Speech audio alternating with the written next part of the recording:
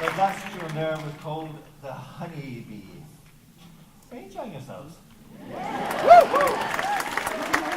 How about my friends up there in the rafters of the farmhouse?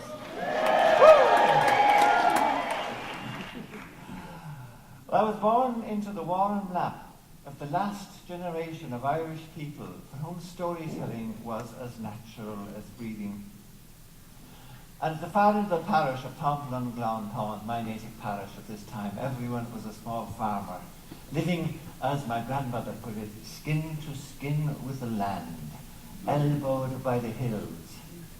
And we lived the last remnants of the old communal way of life, a way of life that had its roots back in the Middle Ages, and many aspects of it went back beyond the Middle Ages, back into pagan antiquity.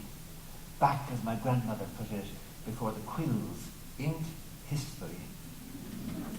And though our circumstances were humble, this was in the days before the motor car, the television, or the telephone, there was one tradition that we shared with all the great royal families of Europe, and that was the tradition of matchmaking.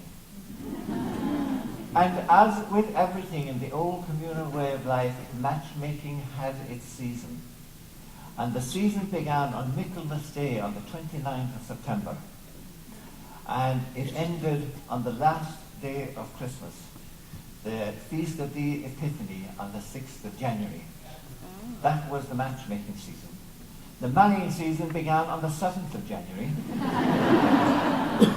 and continued until Shrove Tuesday, the day before Ash Wednesday, at the beginning of Lent.